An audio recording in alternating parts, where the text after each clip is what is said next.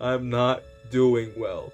It's been 5 months since Nintendo held their last Nintendo Direct, and I'm having major withdrawals. They usually hold one every February, but so many dates have passed that it could have possibly been, and there's still nothing. Nintendo has been posting a lot of trailers on Twitter, and frankly at this point I've given up hope. But I can't go on like this. I at least need a supplement.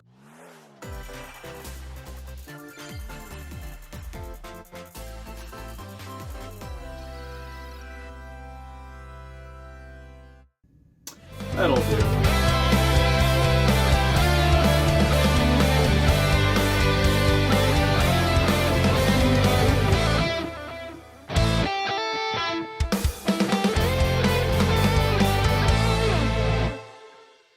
What do you do when Nintendo doesn't host a new Direct? Whine about an old one. Since the September 2021 Nintendo Direct, I have been recapping and reviewing every standard Nintendo Direct, and at this point, it's something I look forward to every February, June, and September. But Nintendo's been trying to piss me off. No Direct so far. There's been rumors of a partner showcase, but even that seems pretty unlikely at this point. But why dwell on the present? You know what they say, if you're not satisfied with the present, complain about a 3-year-old Nintendo Direct. On February 17th, 2021, Nintendo held a Nintendo Direct, the first normal Nintendo Direct in a while. There was a lot riding on it, and then there was me. This was my first ever Nintendo Direct, and I thought it was fine, but I never really thought about it since it first aired. So while we're in this whole Direct drought, why not revisit when I learned what disappointment feels like? This Nintendo Direct began with Xenoblade Chronicles 2. I'm gonna act like I actually know what I'm talking about. So Pyra seems to have gone missing, so Rex looks for her, and when he finds her...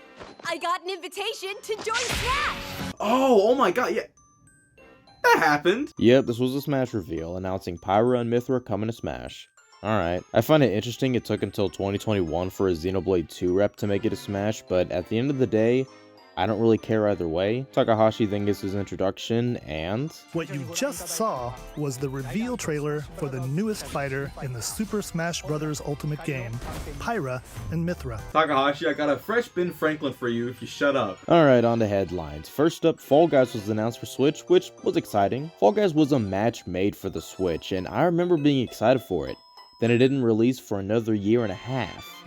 You have 22 minutes before the solar system is destroyed. Oh shit, get out of here! The Outer Wilds. This definitely looks interesting. Every 22 minutes the universe is reset, but you keep everything to learn, which is neat. And some Famicom Detective Club games were announced. These were old visual novels made for the Famicom that never left Japan until these remasters, which was really cool. Samurai Warrior 5. Because you remember that being announced, don't you? Don't you?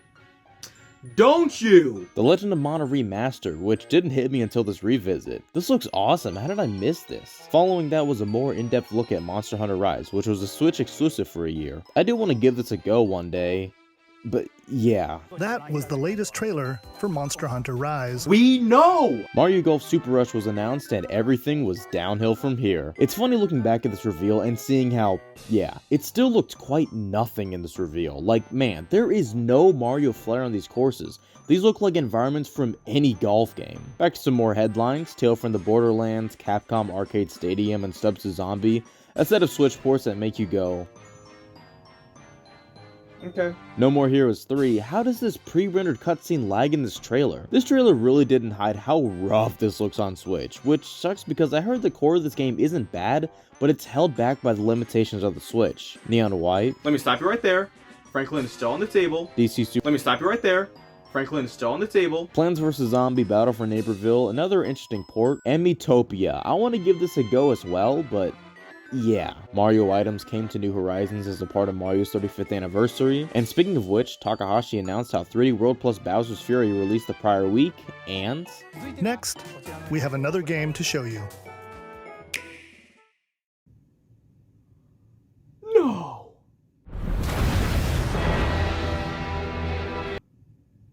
No! Project Triangle Strategy was announced here with an okay Link trailer followed by an even longer one. God man, this just dragged on. Back to more headlines. Star Wars Hunter... oh yeah, oh my god, that's still not out yet. Following is another really unnecessarily long trailer for Knockout City. Once again, man, this trailer was just too long. World's End Club.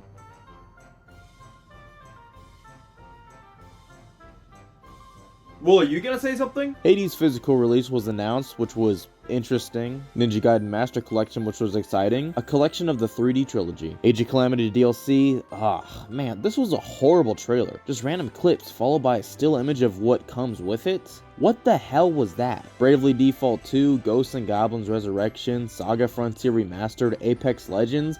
Guess if I care. Takahashi then tells us to take a look at Eiji Aonuma. Oh my gosh, this was it! A new Breath of the Wild 2 trailer and maybe even gameplay? I'm sure a lot of you saw me and thought there might be news about the sequel to The Legend of Zelda Breath of the Wild game. Unfortunately, we don't have anything to share right now. We apologize.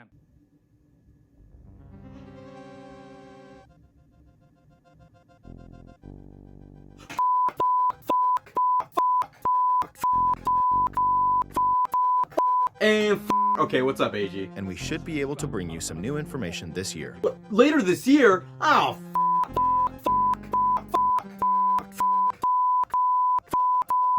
and Yeah, they brought in Aonuma just for him to say we'll have something to show later this year. Well, he does announce Skyward Sword HD.